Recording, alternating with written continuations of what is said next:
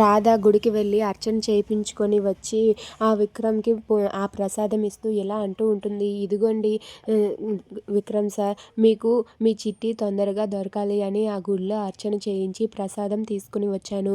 ఈ ప్రసాదం తీసుకోండి అని చెప్పి అక్కడ ఉన్న ఆ రాధ అయితే విక్రమ్కి ఆ ప్రసాదాన్ని ఇస్తుంది. దాంతో విక్రమ్ ఆ ప్రసాదం తీసుకొని చాలా సంతోషిస్తాడు.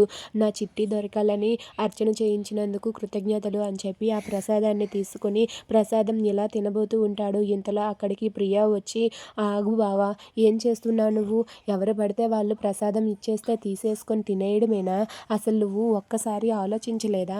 అయినా అలాంటి వాళ్ళు ప్రసాదం ఇస్తే తీసుకోవడం ఏంటి అని చెప్పి అక్కడ ఉన్న ప్రియా అయితే వెంటనే ఆ ప్రసాదాన్ని విసిరేస్తుంది. విసిరేయటంతో ఆ ప్రసాదం మొత్తం నేలపాలు అయిపోతుంది. ఇక అది చూసి అక్కడ ఉన్న రాధ అలాగే విక్రమ్ వీళ్ళిద్దరూ కూడా ఒక్కసారిగా షాక్ అయిపోతారు. దాంతో అక్కడ ఉన్న ప్రియా అయితే, ఈ ప్రసాదం నువ్వు తినకూడదు బావా అని చెప్పి అంటుంది. ఇక వెంటనే అక్కడ ఉన్న రాధ అయితే ప్రియా వైపు తిరిగి ప్రియాతో ఇలా అంటూ ఉంటుంది, ప్రసాదం ఎవరిచ్చినా ప్రసాదమే, ప్రసాదాన్ని ఇలా నేలపాలు చేయడం నీకు ఎంత ధైర్యం అంటూ ప్రియా చంప పగలగొడుతుంది. దాంతో అక్కడ ఉన్న ప్రియా ఒక్కసారిగా షాక్ అయ్యి అలా ఉండిపోతుంది.